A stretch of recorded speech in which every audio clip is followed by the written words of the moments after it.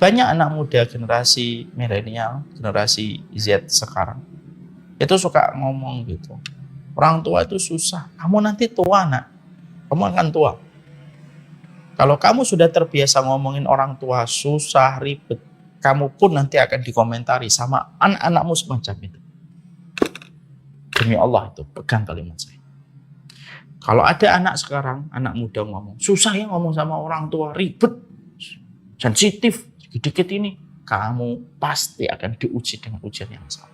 Itu sudah algoritma kehidupan.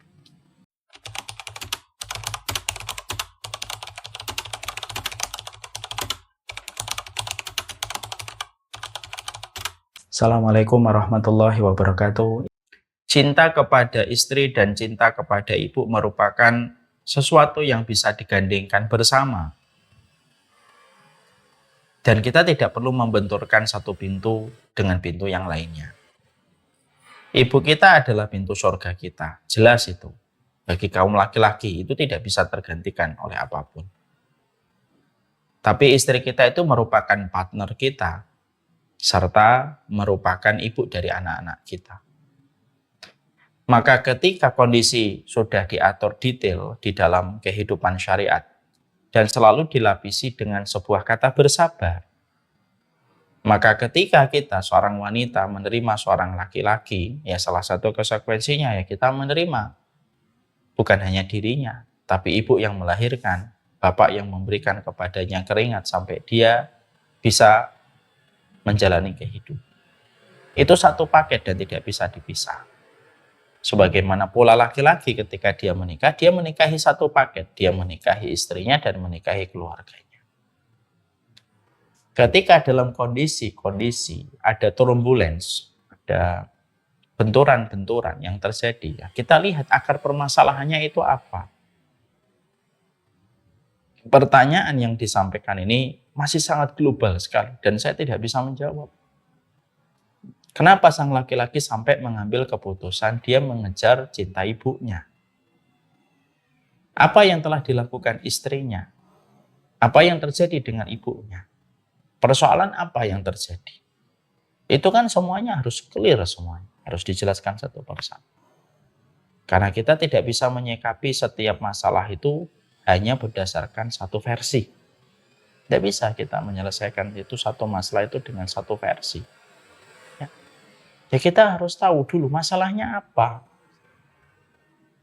Dan sebagai orang, kita tidak bisa gegabah langsung kita memberikan support dan loyalitas sama orang yang bertanya. Tidak bisa gitu. Kita tanya dulu sebabnya apa. Mungkin apakah sang istri memang kurang bersabar menghadapi ibu mertua ketika dia mungkin lupa psikologi orang tua, semakin kita tua itu semakin terkadang sensitif. Dan kita nanti ngerasain kok. Banyak anak muda generasi milenial, generasi Z sekarang, itu suka ngomong gitu. Orang tua itu susah, kamu nanti tua, nak. Kamu akan tua. Kalau kamu sudah terbiasa ngomongin orang tua susah, ribet, kamu pun nanti akan dikomentari sama anak-anakmu semacam itu. Demi Allah itu, pegang kalimat saya.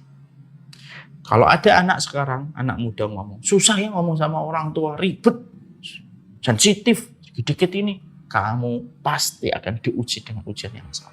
Itu sudah algoritma kehidupan. Makanya kita harus tahu dulu.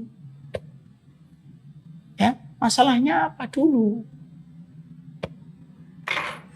Tidak setiap istri pasti benar.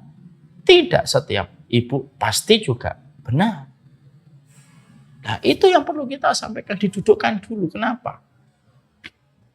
Ya, karena kita tidak menghindari ada mertua yang terkadang melampaui batas, tapi tidak sedikit pula banyak istri yang tidak tahu boundariesnya.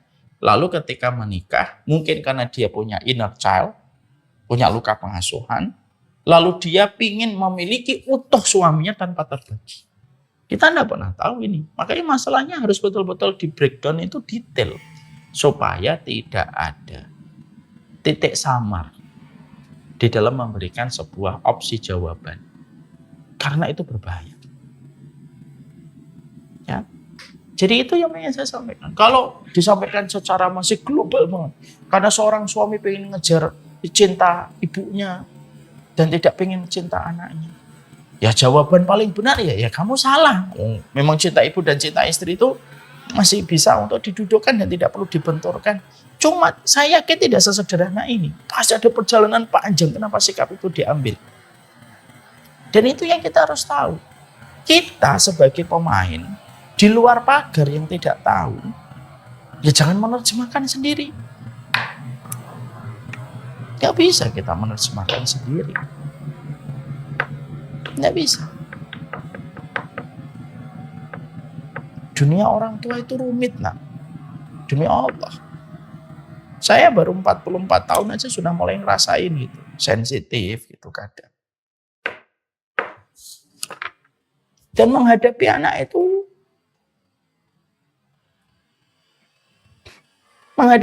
tidak mudah gitu. Sebagaimana anak menghadapi orang tua dan mertua juga tidak mudah. Oleh karenanya, sikap bijak terbaik menghadapi tentang persoalan satu keluarga, jangan dengarkan dari satu versi, tapi dengarkan dari berbagai macam versi. Dan seharusnya masalah keluarga jangan diumbar keluar. Kenapa? Minal birri kitmanul masaib. Termasuk salah satu kebaikan itu kamu menyembunyikan ujian yang sedang terjadi. Kenapa? Semakin kamu menyembunyikan, semakin gampang masalah itu akan diselesaikan sama Allah.